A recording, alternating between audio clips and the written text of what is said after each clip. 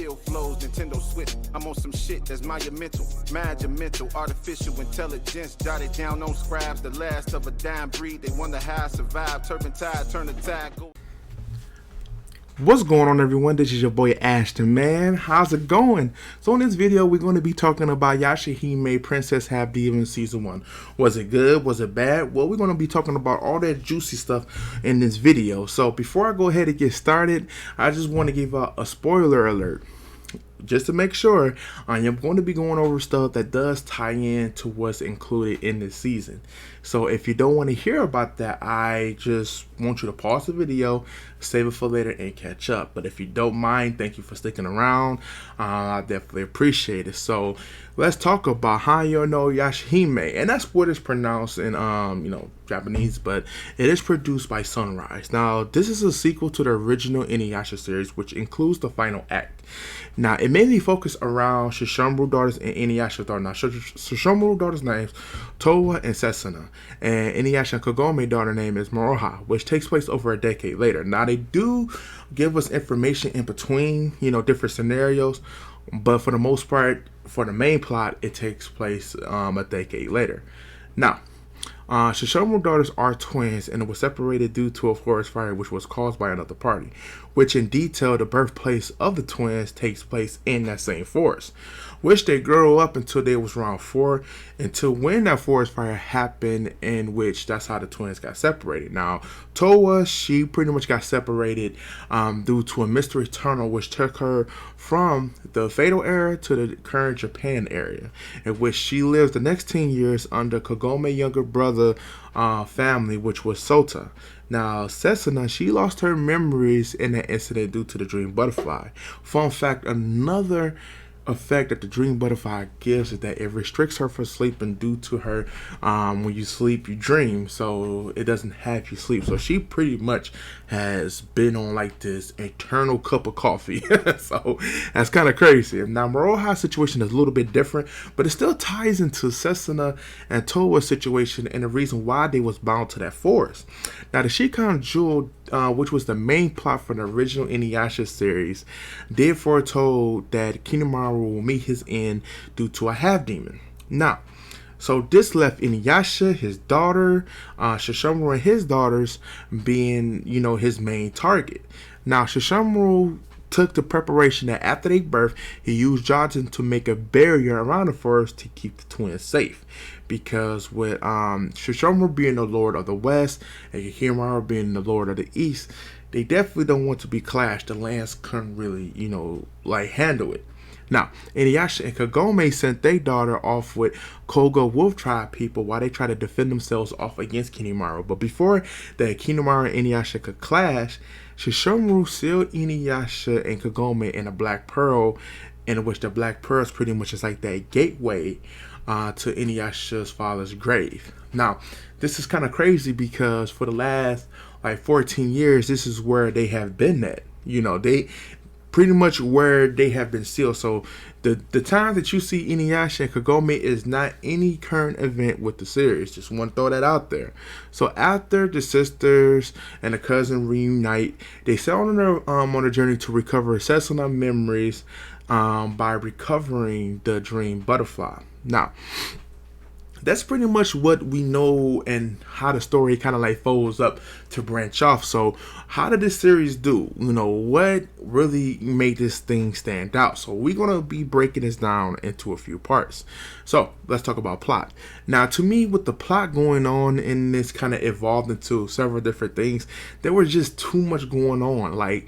Just towards what I just explained about them trying to recover the dream butterfly. To be never reach the dream butterfly, they had to first confront Kinemaro and Sesshomaru. Then before they're able to confront Kinemaro, they have to go through his 4 perils. Now, in the midst of this, there's Riku, who was recovering the Rainbow Pearls, in which we found out later that Zero, which is Kinemaru's sister, is the reason why the pearls exist, because those is her tears. Now, with that being said, now we're trying to figure out what exactly happened in between time to Inuyasha and Kagome, and that's when it kind of reveals itself later on about how did they birth and everything go by them kind of doing a a past episode, kind of like the Hooked on Phonics episode.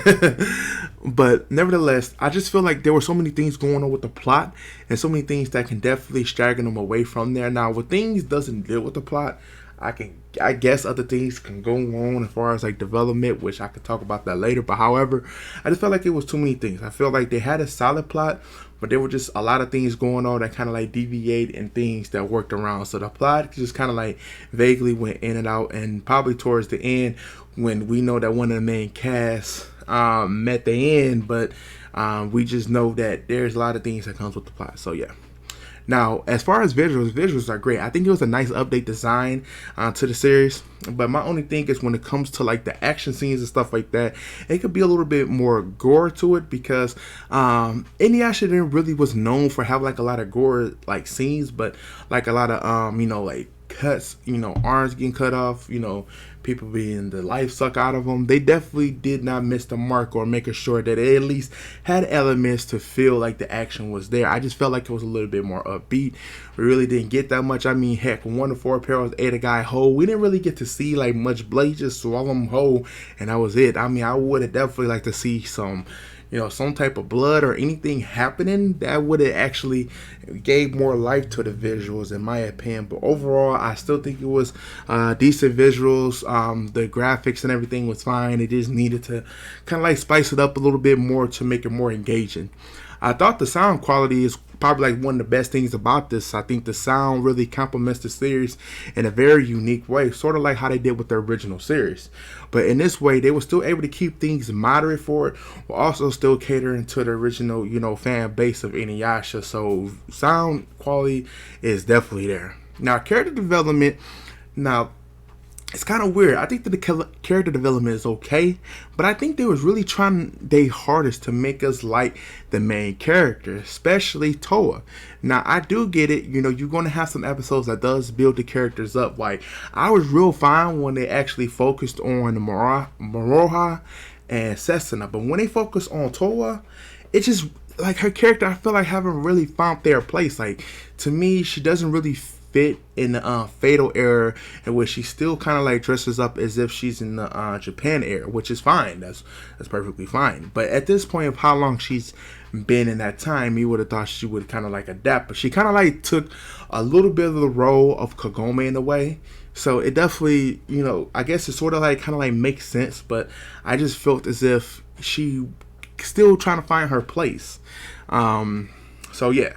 So with this development, it's definitely weird. I would say that, especially with Toa, because she kind of like stands in as like when you talk about main characters, she's standing above Setsuna and Moroha for what the series like. Now, personally, me, I'm more of a Setsuna fan, but with things and stuff how it transpired at the end, that's definitely one to be talked about. So yeah, but that's just my opinion. It's okay, not the greatest. So overall, how do I feel about the series? Does it really live up to the expectations of Inuyasha? Honestly, it does a good job. I think it's a great success for the series. I mean, again, it has its hiccups, in which, of course, when it comes to like the visuals have a more of a like a little bit of a gore to it, to the visuals, to really like kind of like spike up the spiciness with it. And we also have like the plot, which could have like more of a focus, and which the character development can really use some polishing on, especially when we're trying to bring out Toa. Now maybe they're trying to say that for future episodes with her, but we'll see. I do know the sound really does stand out as being the best quality about Yashahime, especially when it came to not the first intro, but the first outro. That was beautiful. Yo, that's still like one of my favorite outros out of anything I heard recently. So it definitely does stand out. Now the question is we going to get a season 2? Most definitely we are. March 19th is when they announced season 2, and they already gave us information that is already in production, just because of how popular this was. So technically, you guys, Sunrise, have a chance to kind of like spice it up a little bit. And I mean, I do have, some requests for this, but I'll save it for a different episode when I talk about some more Yashahime. But for the most part, thank you guys for definitely tuning in to my review on Yashahime Princess Half Demon Season 1. Let me know in the comment section what you guys thought about it, and if you guys like my review, like everything that I have went over for this, please give me a thumbs up, hit that like button, and don't forget to subscribe to the channel. Your boy is out here trying to do big things.